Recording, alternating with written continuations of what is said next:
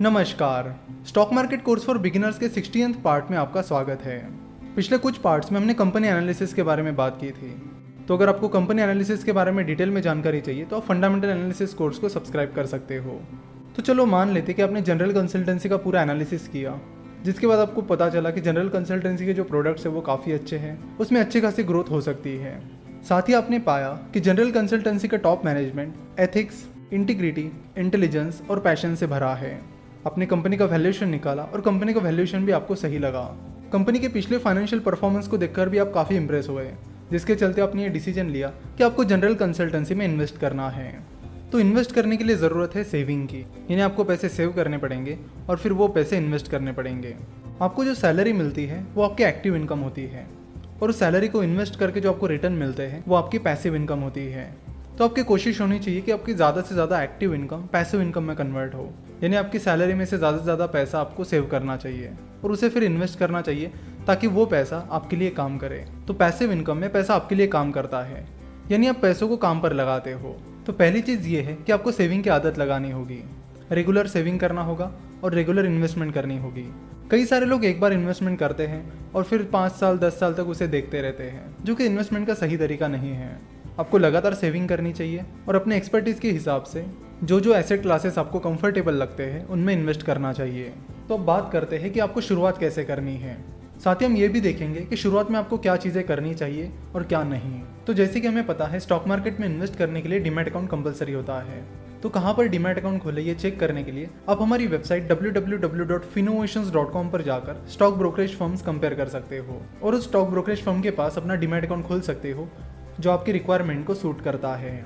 तो demat account खोलने के बाद वो स्टॉक ब्रोकरेज फर्म आपको यूजर नेम और पासवर्ड सेंड करेंगे आपकी ईमेल आईडी पर, और फिर उस ब्रोकरेज फर्म की वेबसाइट से या उस ब्रोकरेज फर्म का ऐप डाउनलोड करके आप अपने लॉगिन डिटेल्स डाल दीजिए और फिर जिस किसी कंपनी में आपको इन्वेस्ट करना है उसका नाम टाइप करिए, कितने शेयर्स आपको खरीदने हैं वो टाइप करिए और कुछ बाकी बेसिक डिटेल्स एंटर करके आप शेयर्स आसानी से बाय कर सकते हो।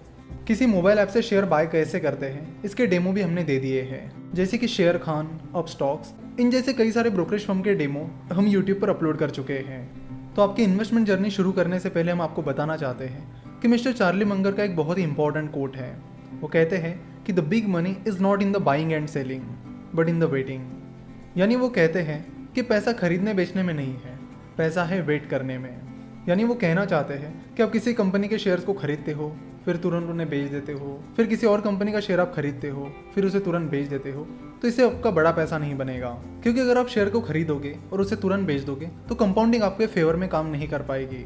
बहुत सारे बिगिनर्स फटाफट पैसा कमाने के चक्कर में शेयर्स को खरीदते हैं, उन्हें तुरंत बेचते हैं, ट्रेडिंग करने लगते हैं, दिन भर शेयर प्राइस चेक करते रहते हैं। शेयर प्राइस नीचे आ गई तो टेंशन में आ जाते हैं। तो आप समझ लो कि स्टॉक मार्केट इन चीज़ों के लिए नहीं बना है। तो आपको समझना होगा कि आपको उन बिजनेसेस में इन्वेस्ट करना चाहिए जिसमें आपको फ्यूचर ग्रोथ दिखती है, यानी उन बिजनेसेस में आपको इन्वेस्ट करना चाहिए जिसकी फ्यूचर परफॉर्मेंस और बिजनेस ग्रोथ पर आप कॉन्फिडेंट हो। तो आपको उस कंपनी के शेयर्स तब तक होल्ड करने चाहिए जब तक आप उस कंपनी के बिजनेस पर कॉन्फिडेंट हो।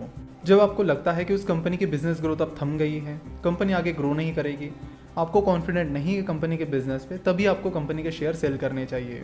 बस शेयर प्राइस ऊपर गई है तो शेयर सेल कर दो, या शेयर प्राइस नीचे चली गई है तो शेयर सेल कर दो, ऐसा करके नहीं चलता है। जब आप किसी कंपनी में इन्वेस्ट करते हो तब आप उस कंपनी के भागीदार बन जाते हो, तो उस इन्वेस्टमेंट को आपको एक ओनरशिप की तरह ही ट्रीट करना होगा। और फिर जब आप ऐसा करोगे और अपने इन्वेस्टमेंट को तब तक होल्ड करके रखोगे जब तक आप उस बिजनेस की फ्यूचर ग्रोथ पर कॉन्फिडेंट हो, तो कंपाउंडिंग ऑटोमेटिकली आपके फेवर में काम करेगी। और ये कंपाउंडिंग ही है जो आपको बहुत ज़्यादा रिटर्न कमाने में मदद करेगी। तो इन्वेस्टमेंट का ये रूल हमेशा याद रखिए कि बिजनेस में तब तक इन्वेस्ट करिए जब तक आप उस बिजनेस की फ्यूचर ग्रोथ पर कॉन्फिडेंट हो। मिस्टर वॉरेन बफेट ने कोका कोला में 1987 में इन्वेस्ट किया था और अभी भी वो कोका कोला में इन्वेस्टेड है, क्योंकि वो अभी भी कोका कोला की फ्यूचर ग्रोथ पर कॉन्फिडेंट है। तो इस तरह पिछले 30-35 ईयर्स से वो कोका कोला में इन्वेस्टेड है, जिसकी वजह से कंपाउंडिंग ने उनके फेवर में काम किया है, जिसका नतीजा ये हुआ कि उन्हें बहुत ज़्यादा रिटर्न मिला है। जितने भी सक्सेसफुल इन्वेस्टर्स हैं उनके सक्सेस में कंपाउंडिंग ने एक बहुत बड़ा रोल निभाया है। तो आपको भी मेक श्योर करना होगा कि कंपाउंडिंग आपके फेवर में भी काम करे। कई बार जब आप स्टॉक मार्केट में इन्वेस्ट करते हो तो जब भी आपको लॉस होता है आप कहते हो कि मार्केट की गलती है, खराब मार्केट की वजह से आपको लॉस हुआ है, मार्केट में ये हुआ वो हुआ उसकी वजह से मुझे लॉस हुआ है। तो ये गलती आप बिल्कुल भी ना करें। इंडिया के successful investor mister Rakesh Jhunjhunwala, जिनकी नेटवर्थ 20,000 करोड़ के करीब है, वो कहते हैं कि मार्केट इज सुप्रीम, तो इसलिए कोई गलती आपसे होती है या अगर आपको कोई लॉस होता है तो वो गलती आपकी है, और ज़रूरी है कि आपको उस गलती को एक्सेप्ट करना होगा। अगर आप उस गलती को एक्सेप्ट ही नहीं करोगे तो आप उस गलती से कुछ सीख नहीं पाओगे। अगर आप सीखोगे नहीं तो आप अच्छे इन्वेस्टर कभी नहीं बन पाओगे। तो जब भी कोई इन्वेस्टर स्टॉक मार्केट में इन्वेस्ट करना शुरू करता है तो शुरुआत में काफ़ी स्ट्रगल होती है। ऐसा नहीं है कि पहले दिन से ही प्रॉफिट होना शुरू होता है। स्टार्टिंग में बहुत ज़्यादा स्ट्रगल होती है, चीज़ें पता नहीं होती, बहुत सारी गलतियाँ होती है जिसकी वजह से बहुत सारे लॉसेस भी हो जाते हैं। तो आपको बता दूं कि शुरुआत के 1-2 साल तो ऐसे ही सीखने समझने में चले जाते हैं। तो अगर आप फटाफट पैसा कमाने के लिए स्टॉक मार्केट में इन्वेस्ट करना चाहते हो तो स्टॉक मार्केट आपके लिए नहीं है। स्टॉक मार्केट उनके लिए है जिनके पास पेशेंस है, क्योंकि अगर आपको कंपाउंडिंग को अपने फेवर में लाना है तो उसके लिए पेशेंस की ज़रूरत है, लॉन्ग टर्म इन्वेस्टमेंट्स की ज़रूरत है। और दूसरी बात, स्टॉक मार्केट इन्वेस्टमेंट करते वक्त शुरुआत में बहुत सारी गलतियाँ होती हैं, तो उन गलतियों से सीखते सीखते शुरुआत के कुछ साल तो ऐसे ही निकल जाते हैं।